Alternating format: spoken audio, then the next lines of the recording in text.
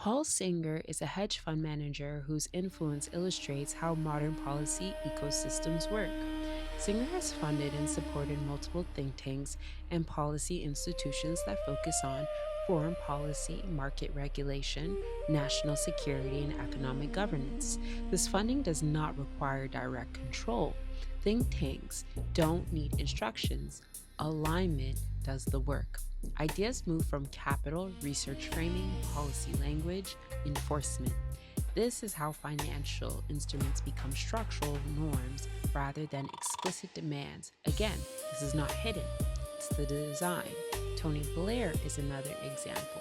After leaving office, Tony Blair founded the Tony Blair Institute for Global Change. The institute advises governments directly, embeds staff inside ministries, shapes governance models in developing and post-conflict states. This is textbook think tank function. Knowledge is produced to steer policy outcomes, not simply to record or preserve truth. The core limitation of think tanks are structurally incapable of holding open-ended knowing. Why? Because they must produce conclusions. They must recommend actions. They must justify funding. They must show impact. Uncertainty is treated as inefficiency. Multiplicity is treated as noise.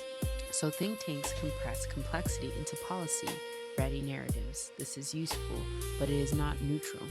Over time, this creates a world where inference becomes fact, repetition becomes truth, and absence of alternatives looks like consensus.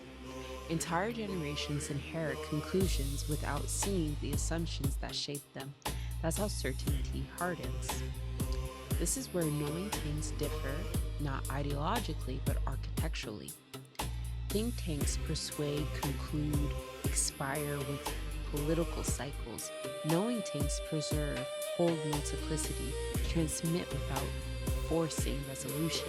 Think tanks ask, what should be done? Knowing tanks ask, what must not be lost?